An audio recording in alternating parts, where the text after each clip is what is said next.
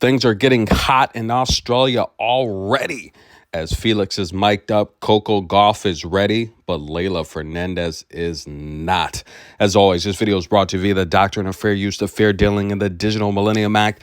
Leylah Fernandez receives a violation. That's right, Julie's the chair umpire on this call, and she is not having it. Leylah Fernandez taking a little bit too much time talking to her father / coach Jorge, who has coached the national team for a very long time, helped Leylah make it to 2 Junior Slam championship matches as a junior, but not ready for this one to start things off, ladies and gentlemen. Leylah Fernandez gets a time violation warning. The next violation, she will lose her first serve. Ouch. Now, Leylah Fernandez made the 21 U.S. Open final against Emma Raducanu. And look, there was a lot of discussion on the channel about who would go on to have the better career. We knew Leylah at the time.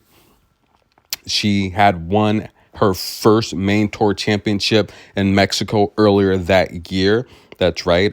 Very, very, very intense matchup with Camila Osorio, who's one of the toughest players I've ever seen in my life. Remember that match? The lights went off during match point. Camila Osorio had match point, and then the lights went off. We had about a 30-minute delay before the match would resume, and Leylah Fernandez would save match point. Now, she argued that she should have won that point as the lights was going off because she was ahead of the rally, but it looked to me like Osorio was going to end up winning that point in the match. So she actually got saved by the lights going off there.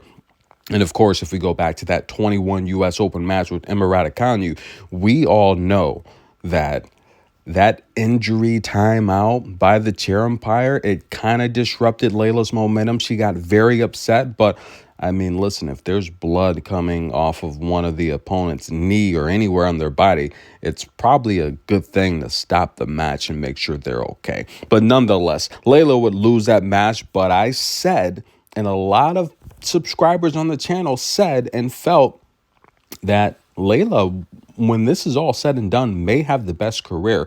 Since then, you add a couple more championships on the main tour. Leylah's been doing pretty darn good. She's battled through the injuries. Emma Raducanu, though, I think is going to have an amazing 25 season. Look, we're going to see with Coco not in Auckland if Emma Raducanu could take that title.